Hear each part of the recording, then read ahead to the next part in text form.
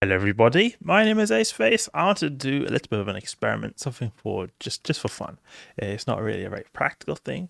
That is to do mining as an alpha clone. And the thing is, with alpha clones, they're very limited in their mining. But here, I wanted to try to get the best mining ship you can possibly get as an alpha clone, like the absolute max amount of like ore per second or ore per hour. And I obviously wanted to give it a bit of practicality as well by giving the ship some cargo hold. So I'll get to that in a bit, but I wanted to show you guys is the classical way of mining. So if we go here and we go for a venture, for example, this is basically the only mining ship or classical mining ship alpha clones can use. And if we see here in the Interbus ship viewer, if we go in the ore tab, you can see you've got all these bigger mining ships like this mining barge, these guys, prospect, all these people, but these are all omega locked, all locked behind omega clone. You can see here omega, omega, omega. So this is the only mining ship alpha clones can use. So we're on our character here who's only trained alpha clone skills, and I'm going to show you what it can get like as a max amount of ore per second. So if we go here in mining laser upgrade, you can fit max one of them, and then miner 2. Miner 2 is the best miner this guy can use. So okay, we've got one mining laser upgrade and 2 miner 2s, and that in total gives 6.2 cubic meters a second, because you see 3.1 per one of these. So is there a way to get more than this? Because this is pretty much the best mining ship you can get, and I mean it's very cost efficient. You see here 2.4 million, and you get very good, or relatively speaking, good cubic meters per second or yield. There's actually a better way, because these miner 2s, you can actually fit them on ships that are not mining ships. You can fit them on any ship. So what I did was, I came up with using it on a battleship. So you see here, I've got this fit called Mining Megathron right here. A lot less yield per miner than the Venture, because I think the Venture has a lot more like inbuilt bonuses. But you can see here, 6.2 before. We'll go in our calculator. Where's utilities? And calculator. We've got 6.2 in total on the Venture. And then here we've got 7 times 1.7. So let's see that. 7 times 1.7. So clear like this. 7 times. No. 7 times. No, I do not. 7 times 1.7. So 11.9 cubic meters a second. This is a ship I figured out that you could use this Megathron right here. But then I thought, okay, we've got 7 high slots right here. Why don't we take this to a ship that's got 8 high slots? And that's when I went for the Apocalypse right here. Miner Apocalypse. So this has got only 3 miner 2s. The previous one had 4 miner 2s of mining laser upgrades. But it's got more miners now. You can see here, 8 miner 2s.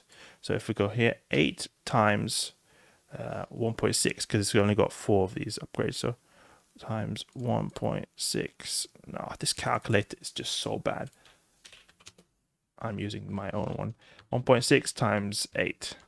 12.8. So this is 12.8 cubic meters a second.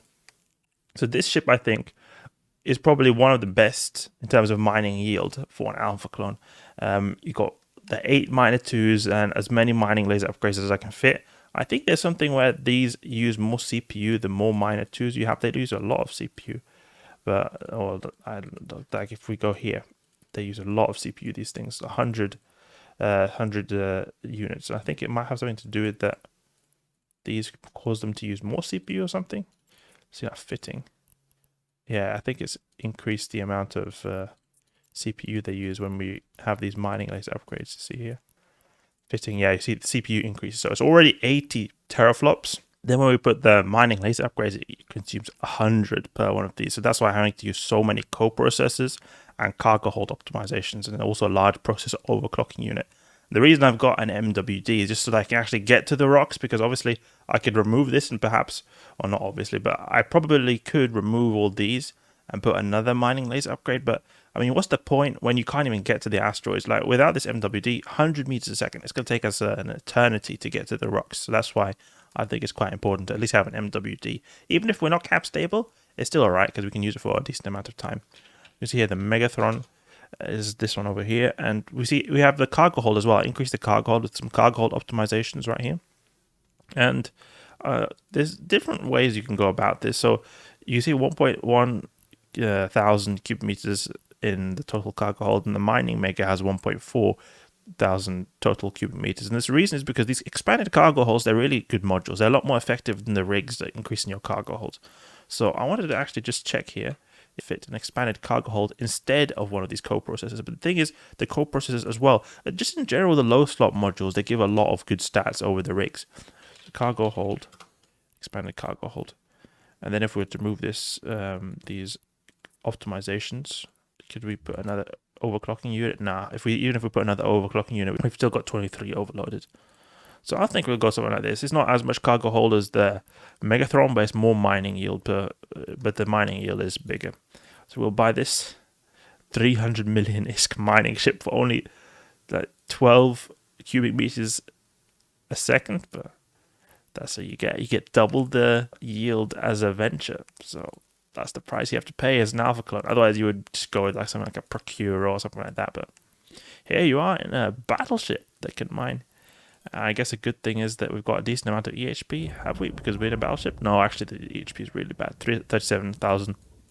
Because, I mean, we've not got any resist modules on. And I think even the rigs, they worsen our HP. If we go here, in this simulation. Yeah, we get even less HP from these expanded cargo holes right here. So that's a bit unfortunate. Okay, but let's go out and mine. Let's mine in the apocalypse. Okay, what's a good system? I think Sobaseki is a good system to mine. And I guess we could have also used an ore scanner as well. Could be useful. Or what is it called now? Survey scanner. Remove one of these, we get less capacitor, but okay, we can actually fit one of these survey scanners. So it could be an option to fit one of these. We should actually do that, because then it'll be good, because then we can find the good ores real quick in Jita. So the fit will be saved like this with the survey scanner. Fits just right. It just about fits. Okay, let's equip that survey scanner. Survey scanner. Undock. Oh, actually, we won't need to equip it. We just don't want to just put it in our inventory. Like, no power grid is being used right here. We've just got a bunch of electronics on this ship that's consuming all the CPU, but like nothing of substantial size. Like, the turret's so tiny, the minor twos, you can barely even see them on the ship. They should be there. Some of these little dots here, you can see those are the minor twos. How tiny this ship is, or the turrets are in relation to the ship. I wonder how it'll work with the range, because, I mean, the range is 12 kilometers, but I don't know if it'll be that, since the ship is so big, it might increase effectively the range, because I think the way range is calculated is there's sort of like a circle around the ship, and then from the edge of the circle, that's how far the range is considered. I'm not 100% sure about that, but I think that might be how it's calculated, so we might be getting a little bit more effective range from using a big ship like this. Let's see, jump to Sobaseki. The issue I have with the system of Sobaseki is often the belts are taken over by these NPCs. The NPC miners, they just really go crazy in the belts around Jita. I can just warp to belt after belt after belt, and I just see that they're all taken. And I can imagine there's also a lot of players because it's just very close to Jita, so it's very handy. Yeah, look, this is what I'm talking about right here. There's like a 50,000 NPCs, and they're always in Sobaseki and the Jita systems. There's so many of them. You think that there's already going to be enough players here, but no, there's plenty of just mining NPCs. Okay, we'll go to these asteroids. There's still a few asteroids left, so we'll go here. We can even do a survey scan, maybe. It's not really in range for the survey scan to get it properly done, so we'll get a little bit closer. I don't understand, why is it always in the Jita region? There's so many NPC miners. If you guys know, let me know in the comments down below. In other systems, which are a bit more quiet in terms of player count, I don't notice so many NPCs there, but here in Jita there's a lot of them. Maybe the AI is that it imitates the amount of players here in relation to the NPCs. Like, more NPCs, the more players are around here. Something like that, maybe. Okay, let's just lock up all these asteroids right here. We could actually, wait, there's just 2? Okay, there's a lot of different types of asteroids right here. Oh, we can't even fully lock up them all. It would have been nice if we had more targets, because then we could maybe even do that if we had some CPU to spare. We could put a sensor booster to have more targets, because, oh, actually, maybe an alpha clone, I think, is limited to a certain amount of targets. But if we were to able to have 8 targets, then we could sort of divide up all the minor 2s on different asteroids, and that'll be good because then you have to switch as little as possible. Oh, we see all these rocks being accumulated right here. So cool to see. Let's see now the survey. Just want to check the survey again. What's the status of the local asteroids? Just open up all these. Volume. Okay, so we've got some decent amount. So let's see now. What's our... we almost already got 1/3 of our whole inventory, just like that. You see it? Just accumulated 1/3 of our inventory really quickly. So I guess, on the other hand, it's not so good when it comes to this ship right here, because it's filling up our inventory so quick. I need a lot more cargo space to make it a lot more viable. Let's see now. What is the adventure cargo hold? Because they've got a special ore hold. Let's see now. What is the ore hold? Mining hold capacity is 5,000. Okay, I mean, it's 1/5 of what we've got right here. We're getting like 1,000 cubic meters in a really short amount of time. I think it's just because we're mining so quick. You just go here, take a little bite of the asteroids. Basically, that's what the apocalypse is. It just goes into the asteroid belt, takes a little bite of the asteroids, and then just goes out for you. Yeah, you see that already Cargohold is full. And it's only 89,000 ISK, so it's hardly anything. But maybe you could jettison it. I don't know. You could do that. You could do jet can mining, or where you sort of jettison these and have it in a sort of container nearby. Could be an option. Let's see if we can do that. If we can deploy them into a container. Okay, so we've got this cargo container right here. So this has got 50,000. So I don't know if we could use this to just dump stuff in. And the thing is, maybe we could use something like a secure container if we were to have somehow a secure container, because I think secure containers can't be retrieved by different players, because it could maybe be that the players want to steal stuff from us. So I guess we would have at least some ability to sort of some line of defense. Oh, that's quite cool right here. We could have this can and just dump everything into it without apocalypse mining like a beast. Then we could come back later in some like cargo ship and grab them. Just hope that no one comes here and steals it. Okay, what's the status of our inventory? See here, just one cycle is almost like 1/3 of our entire inventory. So we just have to move this straight away, you know. Straight away, we just move it to the can. That's cool. That's cool. I like this. Yeah, it'll be unfortunate just so you got 1,000 cubic meters. What are you going to do there? But here you can just constantly mine with this little can right here. I've discovered jet can mining. I think this is what is considered jet can mining. It's like something that people used to do a lot more back in the day. I don't think people do it much nowadays because of like orcas and fleet supports. I'm not 100% sure on the meta and previous meta of the mining community or the mining aspect of EVE Online. Basically, we just grab so much ore in one chunk. We just go there to grab a chunk of ore. I wonder how long it'll take to get 1,000,000 ISK. Since 38, but it took us a bit of time to get stuff up and running right here. So it'll take a bit of time, I guess, to get 1,000,000 ISK. It'll take us a bit of time. We can see if we can get a Ventures cargo hold with 5,000 cubic meters. Oof, I look at these cycles when they get to the end. That's when the money's coming in.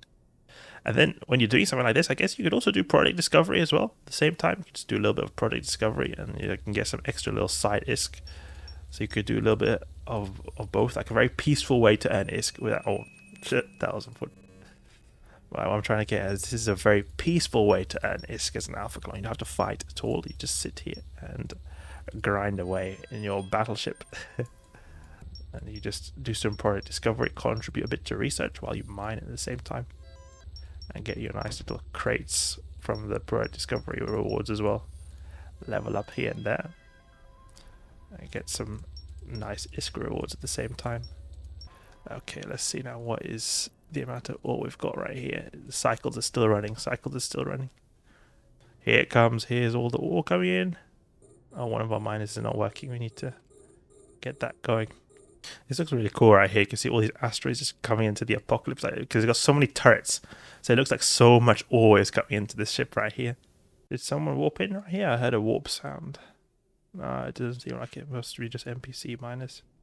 It's like half the cargo hold basically from these cycles right here.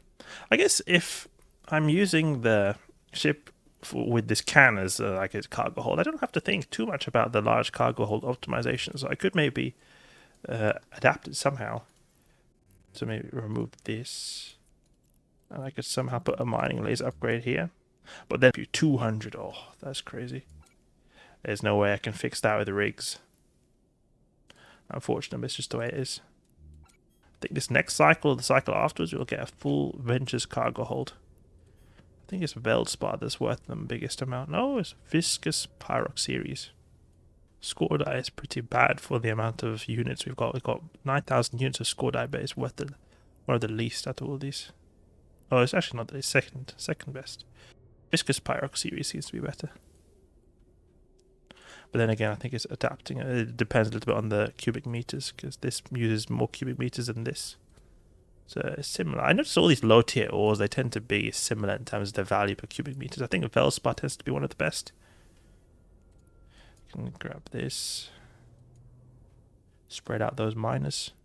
Okay, great. We've now got a venture's worth of cargo hold. 390,000 ISK. I guess we'd have to haul this back with a hauler somehow. We could perhaps, in this ship, expanded cargo holds. Let's see now. How much do we have? How much space can we have with expanded cargo hold? We'd just full on make this whole thing into a cargo ship. 6,000. Okay, so if we carry a bunch of these in our mine apocalypse, then we could, I guess, refit and then, you know, get this. But it would be just overall best to maybe have in the same system you're mining, have something like let's call it a bestower. I used to use this a lot to haul stuff when I was an Alpha Club back in the day. Cargo hold. You can just fill this up. I mean, this is not really a very tier right here of 2.7k EHP. But you could maybe put something like a large shield extender. Or a regolith large shield extender. And you have at least some HP. You have a multis. And then maybe you could have some 1MN or something. Does 1MN got maybe decent speed? No, it's really bad because this is a big ship. But you see the space right there? You could have something big that hold it at least. Exactly the fit, I'm not going to recommend any right here because I'm not an expert both mining and hauling ships. I'm just doing this for fun. I want to see what you can get to get like a really max yield Alpha Clone ship. And it's maybe not so practical, 300 million ISK ship for something that's earning pennies like this. I don't think it's at all worth it, but just for fun. I think people even used to do this back in the day where they used battleships. I heard people saying, oh, back in the day I used to use a mining with different types of battleships, mining Naga, for example. I think it was just better than before the mining ships were released. These were one of the ways you could do it because the battleships have a lot of high slots and they have a lot of CPU. So that's enough for now. Mining in the apocalypse. Just for fun. I hope you guys enjoyed the video. If you did, please leave a like and subscribe. I'll catch you guys later.